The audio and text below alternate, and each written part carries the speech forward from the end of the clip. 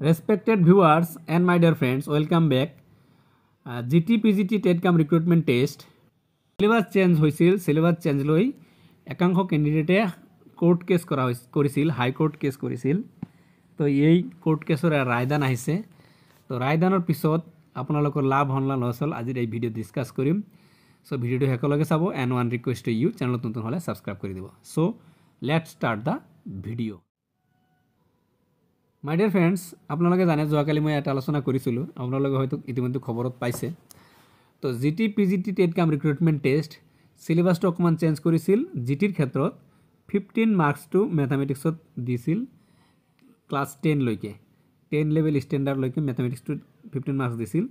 এইটো Assam and it's পিপলৰ 50 মাৰ্কছৰ পৰা তাত 50 মাৰ্কছ আছিল, এইটো 35 আছে এতিয়া।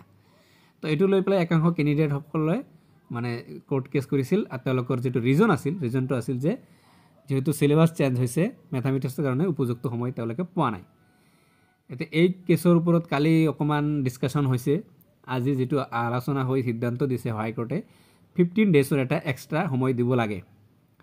তো 15 ডেজৰ এক্সট্ৰা সময় দিব লাগে। দুই পক্ষৰ এডভোকেট মিলি পেলাই এইটো ডিসিশন লৈছে যে 15 ডেজৰ এটা এক্সট্ৰা সময় দিব লাগে। এতিয়া 15 ডেজ সময় যে দিব গভর্নমেন্টে এতিয়া নেক্সট নোটিফিকেশনটো কেতিয়া দিয়ে হেতু দেখিব লাগিব। যদি 15 ডেজটো যদি এডজাস্টমেন্ট কৰিব নোৱাৰে, কাৰণ ইলেকশন এটা আহিছে, ইলেকশনৰ কোড অফ কন্ডাক্ট যদি লাগু হৈ যায় তেতিয়াহ'লে তো এক্সামটো পাতিব নোৱাৰিব। তাৰপিছত আকৌ HSLC, HS এইবিলাক পৰীক্ষা আহি আছে।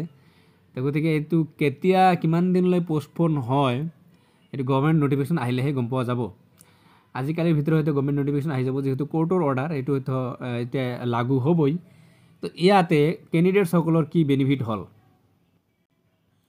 এয়া চাওক। মিডিয়াৰ খবৰ 29 ডিসেম্বৰত অনুষ্ঠিত নহয় টেট পৰীক্ষা। টেট মানে TET-CAM ৰিক্ৰুটমেণ্ট টেষ্ট। পৰীক্ষাৰ তাৰিখ 15 দিন পিছুৱাবলৈ নিৰ্দেশ গুৱাহাটী উচ্চ ন্যায়ালয়ৰ। এখন লেখ আবেদনৰ শুনানি গ্ৰহণ কৰি এই নিৰ্দেশ ন্যায়ালয়ৰ। তাৰমানে 15 ডেজ এতিয়া পিছুৱাবলৈ নিৰ্দেশ দিছে গভৰ্নমেণ্টক। এতিয়া গভৰ্নমেণ্টে 15 ডেজক এডজাস্টমেন্ট কৰিব পাৰে না নোৱাৰে হে আসল কথা। এতিয়া যদি 15 ডেজ যদি এডজাস্টমেন্ট কৰিব পাৰে, ধৰি ললো 15 ডেজ আপোনালোকে সময় এক্সট্ৰা পাইছে। এতিয়া 15 ডেজত আৰু কিমান আপুনি প্ৰিপাৰেচন ল'ব? 15 ডেজত আপুনি মেথামেটিক্সৰ সম্পূৰ্ণ প্ৰিপাৰেচন ল'ব পাৰিবনে? আচ্ছা, এইটো এটা কথা। আৰু 15 ডেজত কিমানখিনি বা প্ৰিপাৰেচন ল'ব? কাৰণ মেথামেটিক্স এড কৰিছিল, এইটো গোটেইখিনি মানুহৰ কাৰণেই এড কৰিছিল। তো যদি স্কোর কমি গল হয়, যেহেতু টেট পরীক্ষা নহয়, এটা মার্কস থাকিলে হয় যে পাস করা, যেহেতু টেট পরীক্ষা নহয়, TET-CAM রিক্রুটমেন্ট টেস্ট, এটা মার্কস কমিলে তো গোটেইখিনির কমিলে হয়, মানে কথা কৈছোঁ আর কি। তেতিয়াহ'লে তো যেটো কাট অফ মার্কস সেইটো কমি আহিল হয়। কিন্তু আকৌ যদি আপোনালোকে ভালকৈ প্ৰিপাৰেচন লয় কাট অফ মাৰ্কটো বাঢ়ি যাব। এইটোই আছিল মেইন কথা। তো এই ক্ষেত্ৰত যদি 15 ডেজটো এডজাস্টমেন্ট কৰিব পাৰে তথাপি ঠিক আছে, যদি কৰিব নোৱাৰে তেনেহ'লে আপোনালোকে চিন্তা কৰি চাওক আপোনালোকৰ লছ হল না লাভ হল। সো ফ্ৰেণ্ডছ, কথাটো এইটোই যে GT-PGT TET-CAM ৰিক্ৰুটমেণ্ট টেষ্টটোৰ 29 তাৰিখত এতিয়া আৰু পৰীক্ষাটো নহ'ব।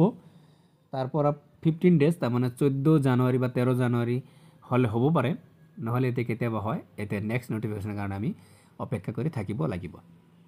সো এইখিনি আছিল আজিৰ খবৰ।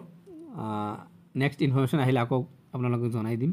আপোনালোকে কিন্তু প্ৰিপাৰেশ্যন লোৱাটো বাদ নিদিব। কিপ প্ৰিপাৰেশ্যন লৈ থাকক।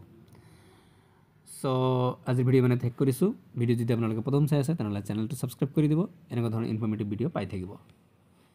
সকলোলৈ শুভকামনা যাচি মই ভিডিঅ'ৰ পৰা বিদায় লৈছোঁ। Thank you so' much.